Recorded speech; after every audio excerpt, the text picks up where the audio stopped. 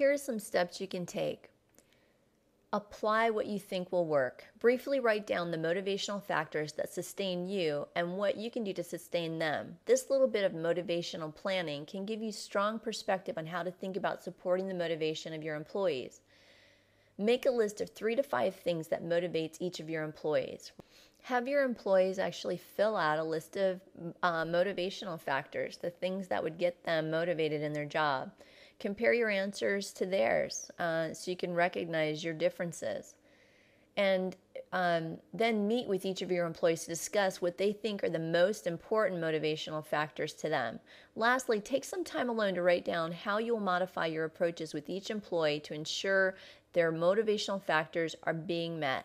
I know this may seem a little touchy-feely, but it works. Next, go on to work with each employee to ensure their motivational factors are taken into consideration in your reward system.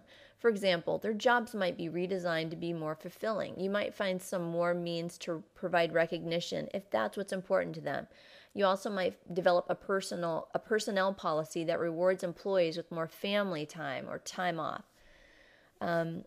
Also, have one-on-one meetings with each employee. Employees are motivated more if you care and concern, if they know that you care about them and have concern for them.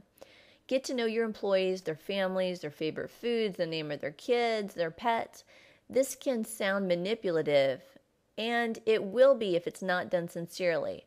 But even if you sincerely want to get to know each of your employees, it may not happen unless you intentionally set aside time to be with each of them.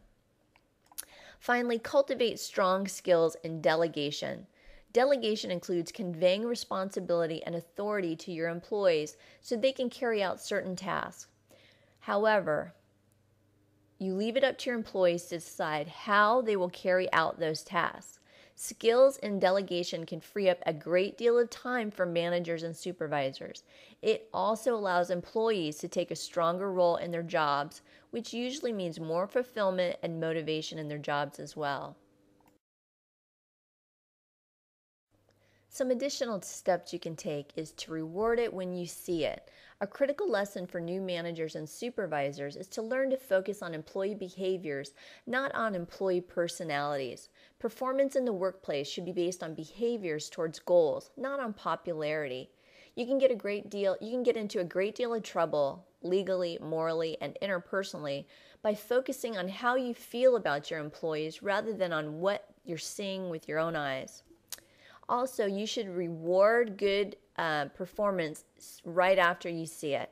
This helps to reinforce the notion that you highly prefer the behaviors that you're seeing right then.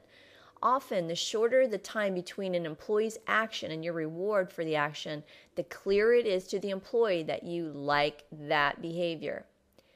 Also, implement at least the basic principles of performance management. Good performance management includes identifying goals, measures to indicate if the goals are being met or not, ongoing attention and feedback about measures toward the goals, and corrective actions to redirect activities toward achieving the goals when necessary. Performance management can focus on organizations, groups, processes in the organizations, and employees. Next, establish goals that are smarter. Smarter goals are specific, measurable, acceptable, realistic, timely, extending of capabilities, and rewarding to those involved. Next, clearly convey how employee results contribute to organizational results. Employees often feel strong fulfillment from realizing that they're actually making a difference. This realization often requires clear communication about organizational goals, employee progress toward those goals, and celebration when the goals are met. Finally, celebrate achievements. This critical step is often forgotten. New managers and supervisors are often focused on getting a lot done. This usually means identifying and solving problems. Experienced managers come to understand that acknowledging and celebrating a solution to a problem can be every bit as important as the solution itself. Without ongoing acknowledgement of success, employees become frustrated, skeptical, and even cynical about efforts in the organization.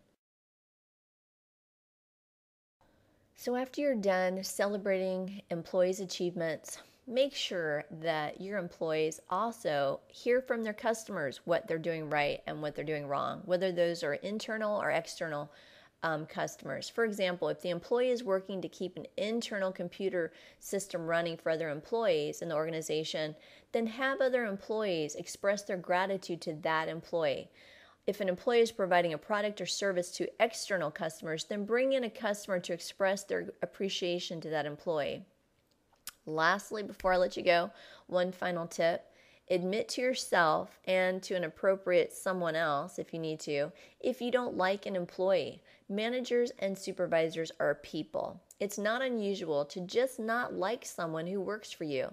That someone could, for example, look like an uncle you don't like. In this case, admit to yourself that you don't like the employee.